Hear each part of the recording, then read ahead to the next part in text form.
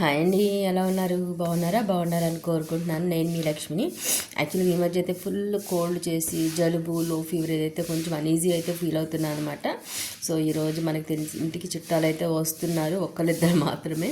So బాబాయ్ వాళ్ళు అనమాట. సో ఎట్లయినా వాళ్ళు వస్తున్నారు కదా అని చెప్పి కొంచెం ఒక 100 రూపీస్తో చికెన్ అయితే తీసుకొచ్చాను, ఒక హాఫ్ కేజీ వరకు.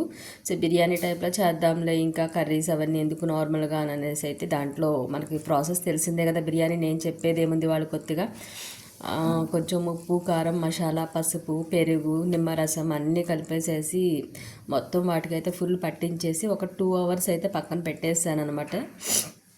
యాక్చువల్గా నేను బిర్యానీ చాలా తక్కువ చేస్తాను. ఆల్మోస్ట్ ఇది నిజం చెప్పాలంటే 3rd time are 4th time అని చెప్పొచ్చు. ఇన్ని ఇయర్స్లో కూడా ఎక్కువ ఫ్రై చేస్తాను, లేకపోతే బిర్యానీ ఆర్డర్ పెట్టేస్తాను. అంతగా ఎవరైనా అన్ఎక్స్పెక్టెడ్ వస్తే తప్పించి ఫ్రై చేయటం అనేది పెద్దగా చేయను. ఇంకా ఈరోజు అయితే చేద్దాంలే అనుకుని అయితే స్టార్ట్ చేశాను. ఎందుకంటే బాబాయ్ వాళ్ళు ఇంట్లో బయట ఫుడ్ తినరు అనమాట. సో అందుకోసం చాలాసేపు నానిన తర్వాత ఫైనల్గా బయటకు అయితే తీసి దాన్ని అయితే నూనెలో అయితే ఫ్రై చేశాను. ఆ పీసెస్ అన్నీ ఫ్రై చేసేసి ఆల్మోస్ట్ ఒక దమ్ బిర్యానీ టైప్లో అది ఏ ఫ్లేవర్ వస్తుందో కానీ ఆ టైప్లో నాకు వచ్చినట్టయితే నేను చేసుకుంటూ వెళ్ళిపోయాను చాలా సింపుల్గా. ఇంకా తర్వాత ఆ పీసెస్ పక్కన పెట్టేసుకుని జస్ట్ నార్మల్ మన డైలీ తినే సన్న బియ్యంతోనే నేనైతే బిర్యానీ స్టార్ట్ చేసేసాను.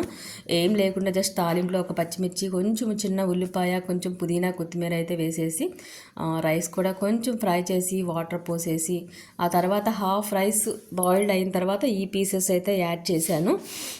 ఇంకా చక్కగా అయితే అయిపోయిందనమాట, మంచిగా అయితే అయ్యింది.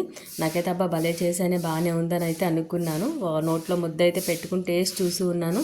ఓకే ఓకే బాగుంది బయట దానికంటే నేనే బాగా చేశాను అనుకుంటూ అయితే వాళ్ళతో చెప్తూ తిన్నా. మీతో please watch it. Thank you.